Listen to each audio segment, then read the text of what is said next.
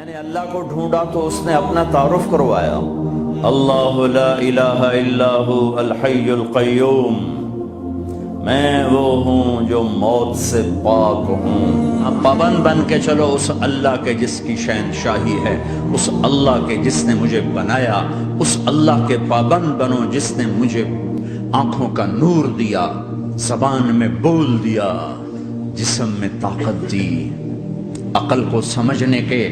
اوصاف دیے۔ اس اللہ کے پابند بن کے چلو جس نے قرآن کو اتارا، جس نے دھرتی کو بچھایا، جس نے آسمان کو اٹھایا۔ آسمان کی چھت میرے اللہ کے قبضے میں ہے، زمین کا فرش میرے اللہ کے قبضے میں ہے، ہواؤں کے جھونکے میرے اللہ کے قبضے میں ہے، سردی کا موسم میرے اللہ کا ارادہ ہے، گرمی کی تپش میرے اللہ کا ارادہ ہے، بادلوں سے پانی کا گرنا میرے اللہ کا ارادہ ہے، برف کا گرنا میرے اللہ کی بادشاہی ہے، اور طوفانوں کا آنا، بجلیوں کا چمکنا، بادلوں کی گرج، موسموں کا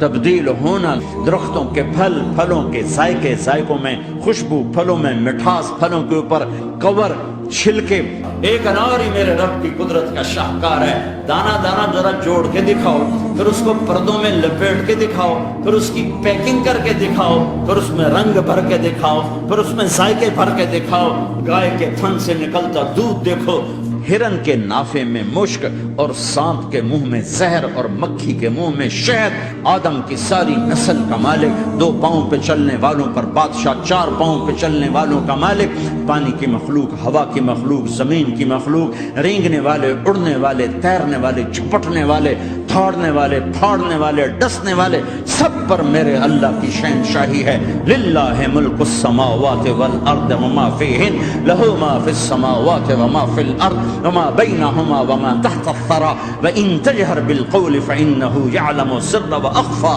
وہ کون ہے؟ اللہ۔